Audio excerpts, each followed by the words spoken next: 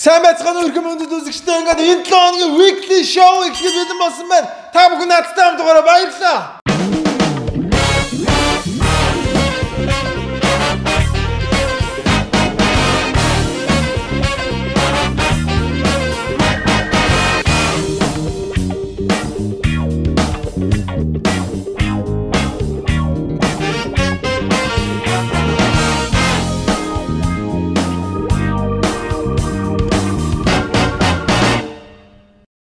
За энэ 7 хоногт маш олон сонирхолтой үйл явдлууд боллоо.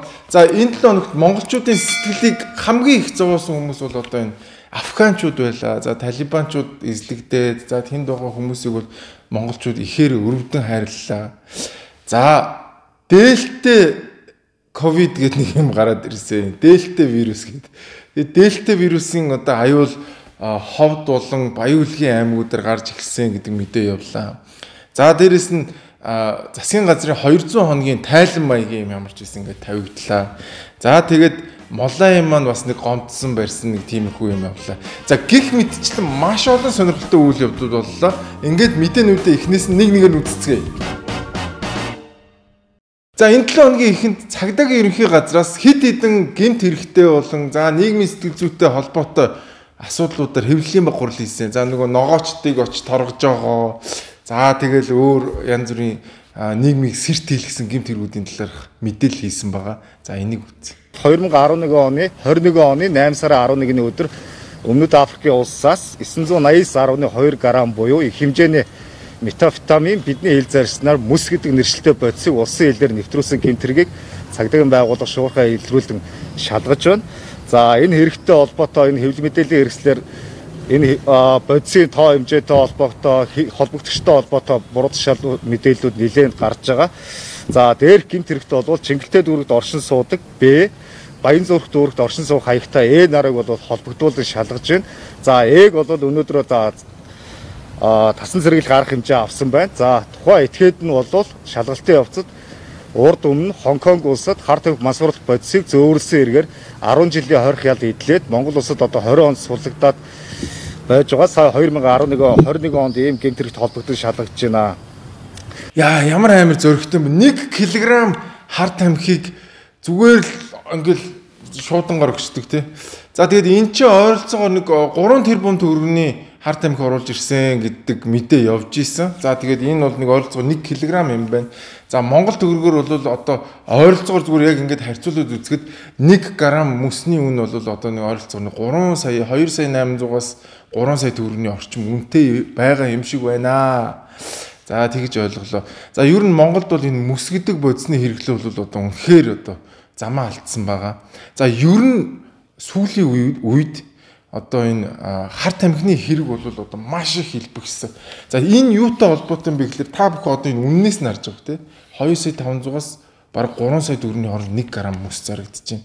За миний мэдхийн 4 жилийн өмнө телевизийн ярилцлаганд цагдаагийн газрын хүмүүстэй ярилцлаганд орж байгаа 500 сая төгрөгийн үнэтэй байсан.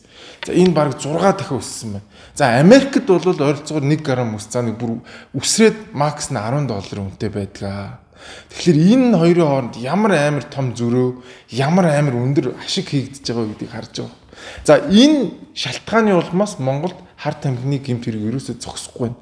Эрсдэл хийжээд маш өндөр ашигтай. Та нар боддоо 2-3 тэрбум төгрөгийн ашигтай ийм бизнесийг ямар ч хүн бүр ингээд улаараад хамаагүй 10-20 жилийн ял авж байгаа ч хамаагүй хийх ийм эрсдлийг үүрэх ийм нөхцөл байдал Монголд үүсчихэд байна. За тэгээ хар тамхины хэргийн бас нэг сонирхолтой зүйл байдаг. Тэрний юу гэхээр та бүхэн ингээд нэг толгойн завчлалаар дахиад нэг 3 толгой гарч ирээд идэг луу байдаг шүү дээ. Яг тэрэн шиг байдаг. Хар тамхины нэг сүлжээг дарж хахад тэр дарагдсан сүлжээн дээр дахиад 3 бүлэг үүсч идэг байгаа. За энэ бол өөрөө хар тамхины гэмт хэргийн бүр ингээд зүү тогтол болсон. За тэгээд сүүлд бас нэг одоо Мексик гэдэг улс байдаг. Мексик улсын ерөнхийлөгч хийж исэн хүний бүр бүхэл бүтэн тэр хүн бүр ихтгэлдээ ингэж дурдчихсан байна. За энэ хар тамхитай бол хааж боогод криминал маягаар бол тэмцэх юм бол бид нэр өөрсдөө энэ маш том гэмт хэргийн бүлэглүүдийг бий болгодог юм байна. Харин эсвэргээрээ энэтэй бол одоо decriminalize буюу одоо гэмт хэргийн бүрэлдэхүүнээс хасаад эсвэргээрээ энэ зүйлийг хэрэгжилж байгаа хүмүүстэй одоо эмчлэх маягаар тэг хүмүүнлэг аргаар эмчилж одоо энэ зүйлтэй тэмцдэг юм байна гэж одоо бүр бүхэл бүтэн ихтгэлдээ дурдчихсэн байгаа. Тэгэхээр бид нар одоо энэ харт амьхтай тэмцэх бодлогоо өөрчлөх цаг болцсон юм биш үү дээ. Тэгэхгүй бол одоо улам л одоо нөгөө харт амьхтай тэмцэх хилцээсэн газар болсон. Одоо магадгүй бүр сүултээ яаж томрох юм бөөмөд Америкт бас яг ийм одоо процесс болсон тий. Тэгэхээр бид нар энэ харт амьхныхаа бодлогыг өөрчлөхгүй бол улам илүү эрсдэлтэй, улам илүү ашигтай ийм том хар бизнес болно. Ирээдүйд магадгүй Мексик шиг, Колумб шиг бүр ингээд улс төр эдийн засаг цагдаагийнхантайгаа холбогдсон том маптай болох эхлэлийг ер нь тавиад шүү хүмүүсээ. Энийг анхаараач. Манай нэвтрүүлэг энэ дугаараас эхлээд ерөнхийдөө одоо манай нэвтрүүлэг чинь яваад бараг жил гарсан болцсон байна. Бараг жил 6 сар орчим болж байна. За тэгээд өнгөрсөн дугаарууд дээр гарсан сурвалжлагуудыг одоо бас нэхэн сурвалжилдаг ийм хэсэгтэй болсон байгаа. За яг өнгөрсөн жилийн өдөөд буюу яг 8 сарын 11-нд өргөц цэг хэмээнээр гарсан сурвалжлагыг манай нэвтрүүлэг гаргаж ирсэн байна. За энэ сурвалжлагын хэсгээс бүгдээр үзье. Энэ юутай холбоотой вэ гэхээр амтлалын өргөтэй холбоотой нэг сурвалжлага байна. Яг хизээ ашиглалтанд оруулах боломжтой гэж та тайлбар хэлэх үү? За яг тодорхой хугацаа та хэлчихвэл сайн байна л да. Яг тэгэхээр олон хүн үзэж байгаа, олон хүн харж байгаа.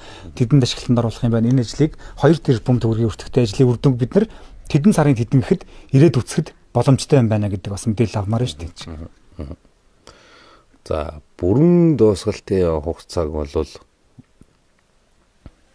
яг хоо инженерийн төвшөнд бол төлөвлөх юм бол 11 сар гэхэд дуусах хэрэгтэй. Яг хоо цаашдын бүтээн байгуулалтаа бодох юм бол эх жилийн бараг үдий чухал дуусгах хэрэгтэй. Тэгжиж их сайхан болно. За дараа жилийн үдийд гэдэг нь яг одоо энэ үе буюу дараа жилийнх нь 21 оны 8 сар болцсон байна. За тэгээд их сайхан болно гэж одоо өөрийнхөө бүр амаар энэ газар ажиллаж исэн инженер нь хэлсэн байна. За тэгээд сайхан болсон амтлалын өргөөгөө очиж үзэхээр явсан байгаа.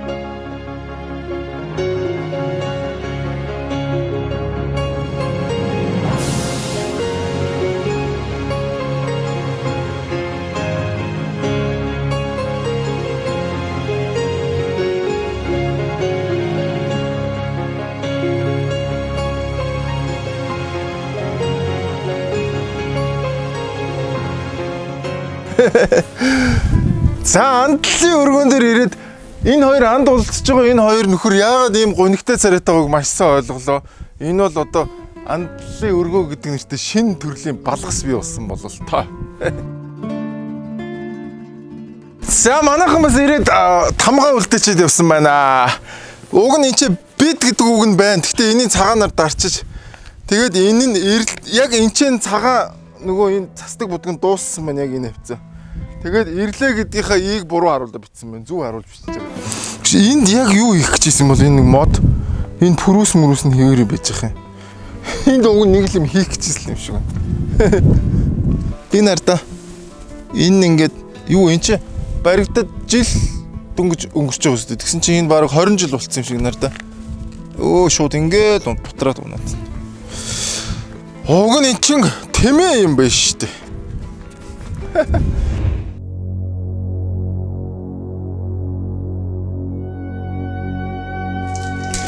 Яа, энэ стамер юм байна. Амир юм.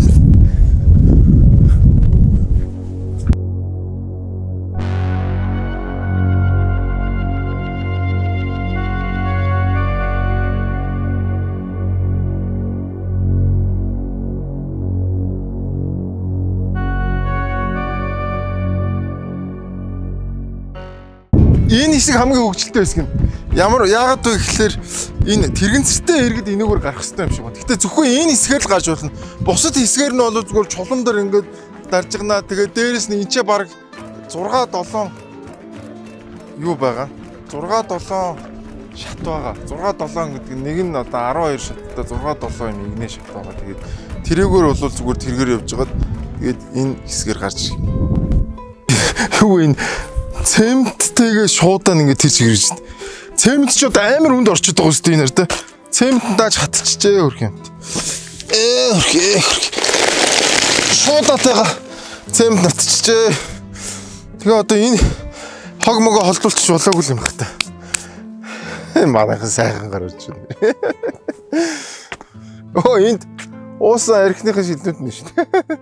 Энэ гарууд юу н энэ чинь ажил хийгүү зүгээр уусгаас юм биш үү? Оо яг андлуургаа өдөөсөө архи. Наа цементийн шуудаг наа хийчих гэсэн чинь гэдэг чинь. Тэггүй.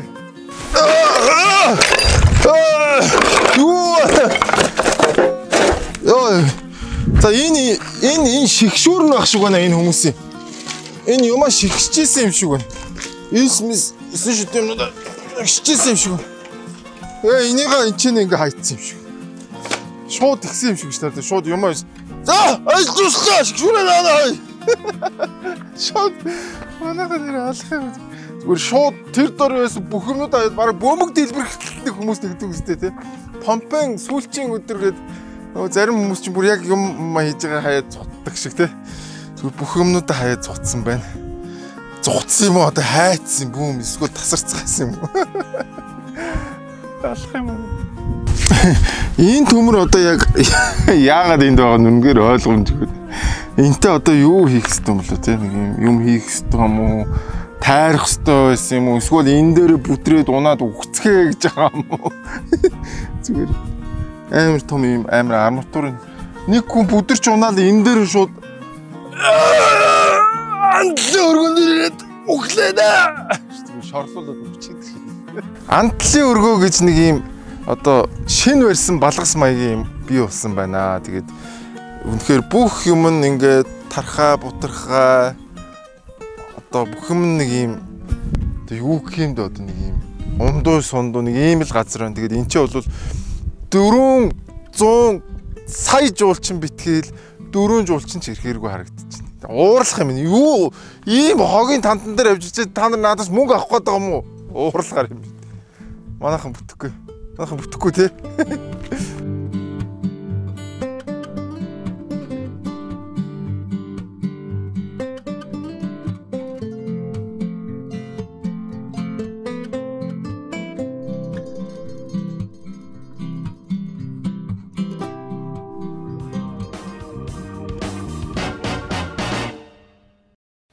Яг нэг иймэрхүү байдалтай л байна да. Андлын өргөө маань очих гэж бас нэлээд юм болсон.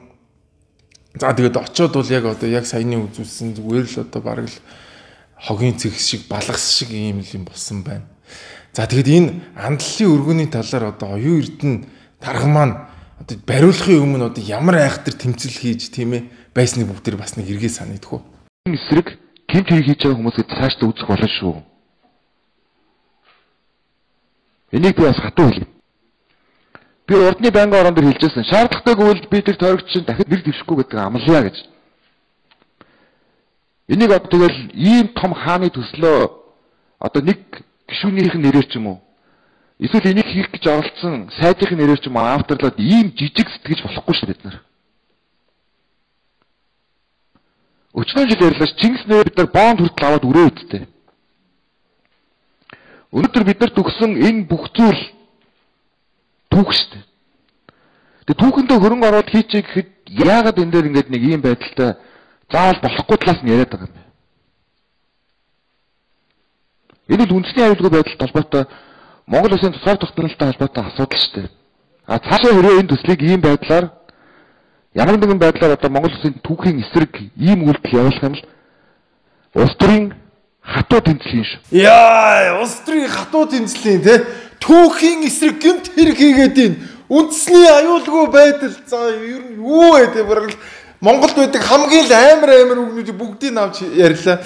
За тэгээд эннийхээ одоо хүчээр одоо энэ барилгаа бол барьсан бүхэл бүтэн 2 тэрбум төгрөгөөр зөвхөн энэ барилгын одоо бүтээн байгуулалт нь 2 тэрбум. За энэ барилга руугаа бас цахилгаан татсан байгаа. За тэр хавьд явж исэн хүмүүсийн яриагаар бас 2 тэрбумыг зарсан байна. За энэ дархны замын баг тал шиг урт одоо юу барьж байна? Засмал зам барьж байна. За тэр одоо бас хэдэн төгрөгийн бүүм өдөө. Тэр бол бас амар одоо 1 км засмал замыг чинь хэдэн тэрбумаар барьдаг штэ. Ойролцоогоор 1 тэрбум төгрөгөөр барьдаг шүү дээ. Тэгээд энэ чинь 100 гаруй км зам гэдэг бол энэ чинь дахиад хэдэн зуун тэрбум төгрөгийн асуудал яригч байна. За энэ ингэж махарч дайрсан, энэ ингэж адгаж бүр ингэ үндэсний аюулгүй түүхээс гэж ингэж дайрсан тэр зүйл нь одоо хөрөнгө оруулалтаа аваад мөнгөө өрсний дараа одоо хинч тоохоо байсан зүгээр хогийн цэг болоод хувирцсан. Тинчээ 400 тэрбум битгэл 4 жуулчинж очихооргүй ийм газар болсон байна. Тэгээ очиход бол үнэхээр хэцүү юм байлаа. Бид нар Улаанбаатараас гараад тэрийг очиж үзээд буцаж ирэхэд бараг 15-6 цаг зарцуулсан байгаа. Маш хэцүү. Нөгөө нэг тавьсан засмал масмалаараа явуулахгүй ингээд хаалтмал тавьсан маш хэцүү юм байлээ. Хотоос бас нэлээд хол үйд юм байлээ. За нэг иймэрхүү байдалтай байна. Татвар төлөгчдийн мөнгөнд ингэж хүний сэтгэлээр, ингэж хүүтэн сэтгэлээр, ингэж хурц барьсан нөгөө юу шиг гэдэг үлээ. Ийм сэтгэлээр одоо ингэж хандж байна. Ингэж болохгүй баха. Ам ажил хоёрын алд дэлгэм зөрөөг одоо би ингэж очиж үзчихэд ирлээ. Үзэгчдэнд тэгээд арайч ийм байж бол. Арайч би ийм ачи юм хийцэн гэж үнэхээр бодоогүй да. Гэтэл очиод үзэх зүгээр 2 жилийн хугацаанд одоо саяхан бариад дуусгасан би зүгээр баглаас үлдсэн нэг юм л очиж үзлээ те. За ингээд оюун эрдэнэ даргынхан барьсан андлын хөшөөг очиж үзчихэд ирсэн. За тэгээд тэр хооронд харин оюун эрдэнэ сайд маань одоо бас айгүй чухал мэдээллийг хийжээ. За ямар чухал мэдээлэл хийснийг бүгд харцгаая. Just өнгөрсөн 30 жилийн одоо бүх хөрөнгө оруулагч нартай холбоотой гадаадын хөрөнгө оруулалттай холбоотой тодорхойгүй байсан бүх асуудал дээр Монгол Улсын одоо үе үеийн засгийн газрыг төлөөлж би Монгол Улсын ерхий сайдны хувьд бас өөрчлөлт гохыг хүсэж байна. Яа. За энэ бол өстой харин энийг харин магтаж цаашаа. Хэдийгээр одоо тийм зүйл барьсан байсан ч гэсэн одоо Монголын яг засгийн газрын үүднээс одоо хамгийн том тэргүүлдэг хүний үүднээс хэлсэн одоо баг хамгийн анхны уучлалт баг. Энэ дэлхий дээр гадаадын хөрөнгө оруулалтгүй хөгжсөн улс бүр нэг ширхэгч байхгүй. Манайхан бол дотооддоо юм үйлдвэрлээд ах юм бол бид нар хөгжинэ гэж боддог. Уучлаар үгүй. Хой Солонгост ч тараа. Хой Солонгост бүх юмаа өөртөө хийж бүх юмаа бандаашаа, гутлаа, оймсоо, аяг шаазангаа, цөмийн бөмбөгөө хүртэл өөртөө хийж байна. Хамгийн ядуу амьдралтай хүмүүс нь өсөж өгч байна. Харин гадаадын хөрөнгө оруулалтаагаар ямар усуд өгч байна? Хятад, Хонконг, Сингапур дэлхийн өндөр хөгжилтэй орнууд бүгдээрээ гадны хөрөнгө оруулалтаар хөгжсөн байдаг. За хамгийн гол нь зүгээр нэг ингэ яриад өнгөрөх биш. Тэ? Энийг ажил хэрэг болгоорой. Ардын нам дотор нөгөө гадаадын хөрөнгө оруулалттай улаар нь тэмцдэг эрүүл өвчтөн мэддэхгүй хид хідэн гишүүн байгаа штэ. Нөгөө урт нэртэй хууль муул гаргадаг хүмүүс байгаа штэ. Тагнуул магнуулынхантайгаа очиод уурхаа муурхагийн дээрэмдэж авдаг хүмүүс бас байгаа штэ. Тэр мэрийгээ сайн бодоорой. Зүгээр сайхан ярих бол амархан. Яг ажил дээрээ хийгээд яг амьдрал дээр гадаадын хөрөнгө оруулагчдыг татна гэдэг өөрөө маш хүнд ажил. Зүгээр нэг уучлалт гуйгаад болчдөг ажил биш шүү. За тэгээд ямар ч байсан зүгээр хийгээгүй ч гэсэн энэ одоо хүсэж байгаа уучлалт бол одоо маш том мэдээлэл байлаа. Энэ 7 өдрийн нэвтрүүлгийн хамтран ажиллагчаар ард санхүүгийн нэгдэл ажиллаж байна. Та бүхэндээ маш их баярлалаа. Тэгээд ард шопоор та бүхэн бас үйлчлүүлээрэй гэж хэлмээр байна.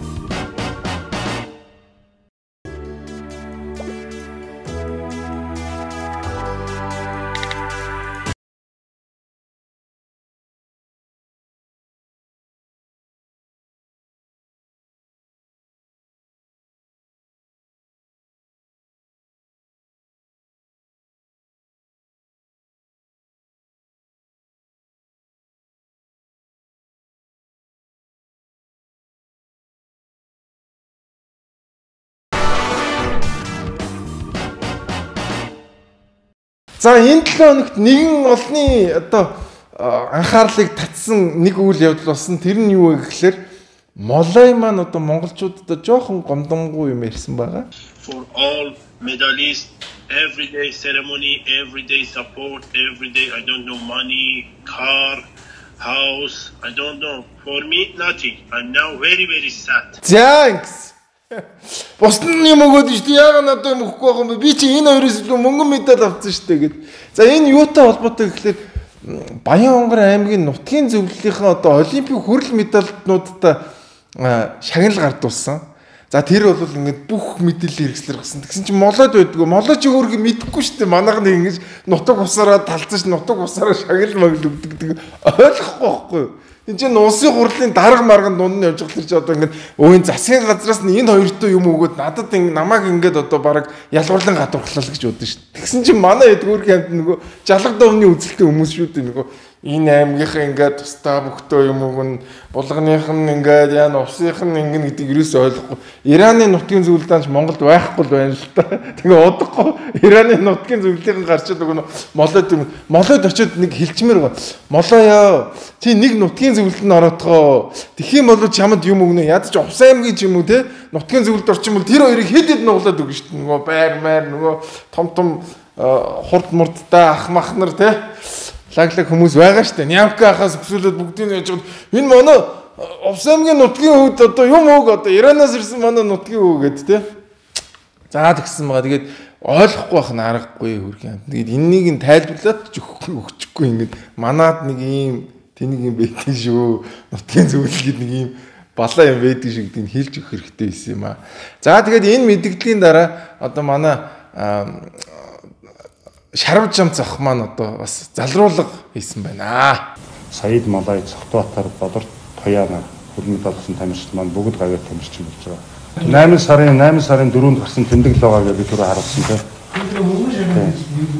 Тэгээ энэ дээр нь болохоор зэрэг байран дээр юуны хууль зүйн дотоод хэргийн сайд Нямбатар болон нийслэлийн засаг дарга Улаанбаатар хотын захирагч Сумья Авазар нарт үүрэг болгосон байгаа. Тэр хоёр маань 2 байраа бэлтгэсэн. Одоо энэ 25-нд гавдуулж их ёстой байна. Йоо бүр 2 байраа тий 4 байр.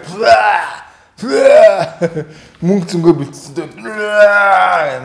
Молоо бас хил ам хийсний эцэд ямар ч гэсэн юмтай болох юм байна. Ер нь Монголд хил ам хийж ижил одоо юмтай болох юм даа.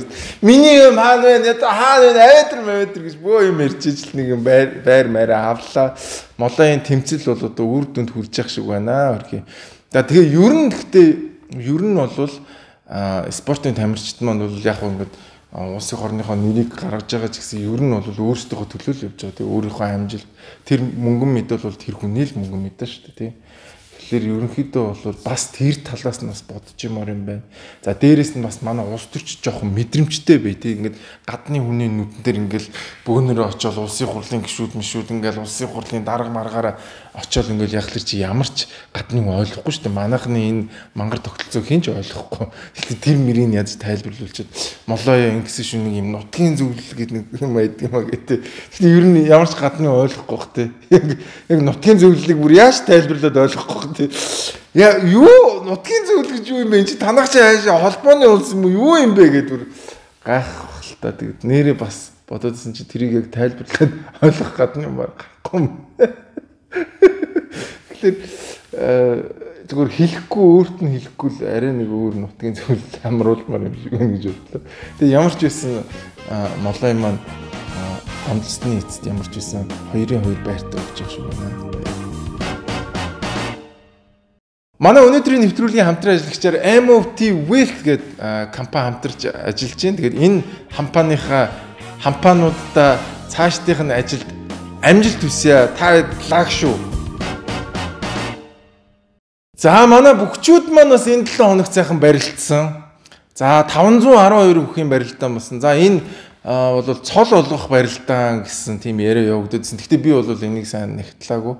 За тэгээд энэ барилдааны үеэр бас нэгэн сонирхолтой барилдаа явагдсан байна.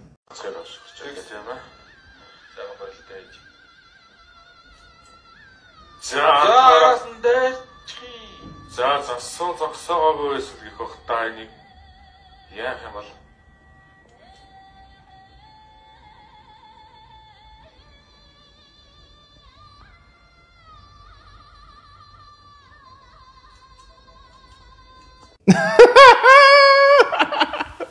зүгээр ингээд урагшаа хаанаас Сүултээ одоо бүр юу ч болоод байгаа. Би бүр сүултээ ойлгохоо болцоо. Энэ Монгол бүхийн дүрм журм ч юу юм байх хэвээр юу ч болох хэвээр. Тэгээд иймэрхүү одоо барилдаанууд бол одоо хаасайг болдог гэсэн. За тэгээд сүултээ баг ингээд юу ингээд нэг гоё юм жүжигийн тоглолт үзэж байгаа юм шиг айгүй гоё өгдөг болчих нэг. Хөөе арагшаа хараад явсан чи хойноос дүлгээд болчихлаа. Тэгж үгээ те.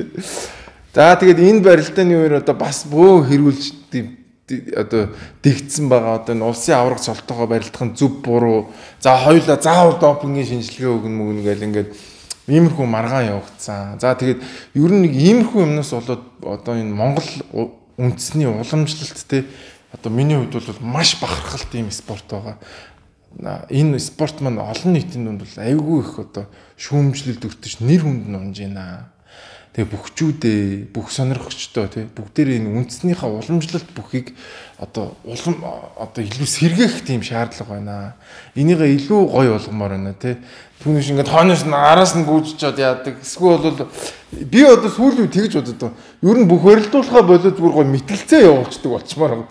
За тэгээд хин илүү сайн мэтгэлцээд ялсан нь давнаа гэдэг тий. Тэгээд хооронд нь мэтгэлцээ явуулдаг. Тийм баг чухал их зүгээр ч юм болов уу гэж бодогдоод байгаа.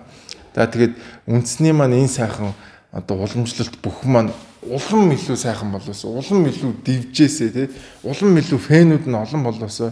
За манай Монгол бүхчүүд маань өөрсдөө сайхан жудагтай, ёс зүйтэй байгаасаа гэж одоо хүсэж байна. Тэгээд Монгол бүх маань улам сайхан өргөн дэлхий болох болтугай гэж өгөө. За манайхч одоо энэ 200 хоног одоо баг эхлэхээс өмнө энэ замын үдийн асуудал байсан. Тэгээд 200 хоног нь одоо засгийн газрын 200 хоног нь одоо дууслаа замын үдийнх нь асуудал байсаар л. За тэр хооронд чи ямар ч их PR явдаг гэсэн шийдэл боллоо. За тэгээд энэ замын үдтэй холбоотой мэдээ телевизээр гарчээ. Хууль зүйн сайд Нямбатар өнгөрсөн 7 дугаар сарын 6-ны өдөр замын үдийн боомтод ажиллаж албан тушаалтнуудын дунд халаас илгээсэн. Ингэснээр хууль засаглана гэж байсан ч өнөөдрийн байдлаар ачаа тээвэр хилгаалын асуудал хിവэр үр дүн гараагүйг худалдаачид жолооч нар хэллээ. Урдаасаа та нар одоо тэр мэрэгжлийн энэлтэд ямар дарганд очиод энэл зохицуулалтаа хийн гэсэн хийсэн биднэрт ямар ч нөлөө байхгүй. Үр дүн яг гараагүй хоо худлаа биш ачаа барааны үн яг үнэндээ хിവэрэл байгаа шүү дээ. Хуучин яг хөөндөө л байгаа. Хөндөр сайн бол байхгүй л байгаа шүү.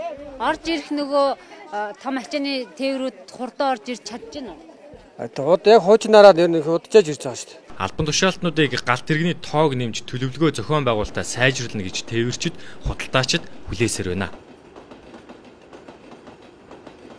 Яа, манайхч бөөнд очиод баримтлагаа явуулсан гоё нөгөө ариутгалын хаалга маалга барьсан. Юу ч хийгээд нэмэр байсангүй нөгөө байдал бах байдлаараа 10 сая төгрөгөөр ачуулна гэсэн бас байхгүй 10 сая нүүрэн дээр 10 сая болгоцсон юм шиг мөртлөө цаагаараа дахиад нөгөө нэг хамаг сүлжээ мүлжээ яваад үнэн яг хэвээрээ. Миний амьдрал дээр хүртэл яг наад одоо энэ замын үдийн асуудал бол маш хүн дээр хурцаар тавигдаж байна. Яг тэгэхээр би бас одоо тодорхой хэмжээний бараа бүтээгдэхүүнүүдийг урдаас оруулж зардаг байгаа. Тэгээ яг байдгаар бүр юу ч өөрчлөгдөг үзье. Яг нөгөө нэг удаж ирдэг нь хэвээрээ, яг нөгөө нэг үнэн хэвээрээ юу ч өөрчлөгдөг. Юу өөрчлөгдсөн бэ гэхээр сайхан PR-ууд бол явсан. Өстө загинсан, баривчилсан, PR-цсан баг өглөө болгон машин орж ирж ийн гэж ярьсан те. Гэхдээ амьдрал дээр яг бүх юм яг хэвээрээ байгаа. За тэгээ энэтэй холбоотойгоор манай үйлдвэрүүд бас маш хэцүү байдалд орсон байна. 5 дугаар сар захиалсан бараа нь өнөөдрийг хүртэл ирээгүйгээс үйлдвэрийн ажил удаашаарч дийлэн ажилчтай тодорхойгүй хугацаагаар амраасан байна. Одоо ерөөс ингээд энэ үйлдвэр маань маш цэвэрхэн одоо хөнгүү шүү дээ.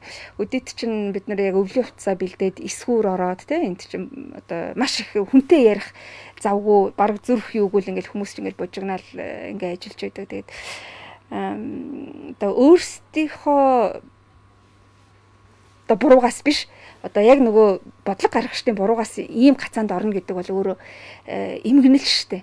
Тэ үнэхээр жоохон бачимдж байна л та. Үнэхээр бачимдж байна. Уур хурж байна. Тэгэлгүй байт юм бэ. Ямар ч хүний уур хурж шүү дээ. Одоо эн чинь ингээд засна гээл одоо баг хичнээн сар болчихоо тэ. Энэ нэг замын үдийн асуулж аль 3 сараас хойш аль 2 сараас хойш яригдсан асуудал шүү дээ.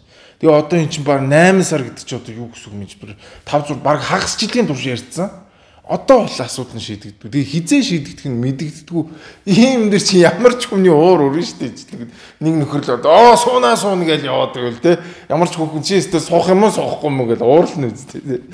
Тэгэхээр нэг юм байна. За манайхны бол PR бол гоё явж байна. Өстө ярьж ийн өстө бараг л уучлалтгүйгээл өстө бараг л Монгол улс бол одоо сая энэ 7 хоногийн статистикэр ч одоо ерөөсөө өсөөл дивжээл одоо эдийн засгийн өстө гоё болол инфляц бол нэг байхгүй байгаа гэж шүү. Статистикэр бол гэтэл амьдрал дээр бол шал өөр байгаагийн нэг илэрлэл нь энд байна.